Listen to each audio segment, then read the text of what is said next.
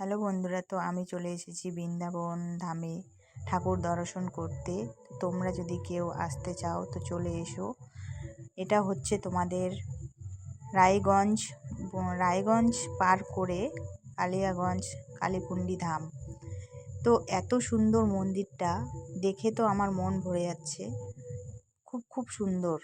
তো ভিডিওটা বড় হলো, তোমরা একটু দেখো, খুব সুন্দর লাগবে তোমাদের দেখতে।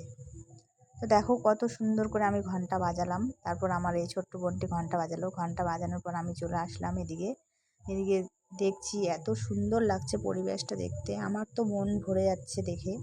তো তোমরা চলে এসো আর দেরি না করে তাড়াতাড়ি। তো এখানে ঠাকুর ছিল, ঠাকুরকে একটু প্রণাম করে নিলাম, প্রণাম করা হয়ে গেল আমার। তো দেখো এই যে ওখানে হাতিগুলো কত সুন্দর আছে জলের মধ্যে, আর ওই যে দেখছো কচ্ছপটা কত সুন্দর করে জলে আছে। তা আমরা ওটাই দেখছি খুব, আর হাসছি যে ইস কত সুন্দর লাগছে কচ্ছপটা। তো দেখো এত সুন্দর জায়গায় তোমাদের কি আসার ইচ্ছে করে না?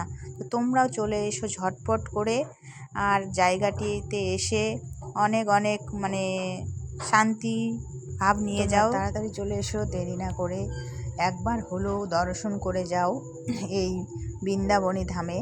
তো দেখো এত সুন্দর লাগছে, পার্কের মতো দেখা যাচ্ছে, কিন্তু পার্কও বলবো না, তোমার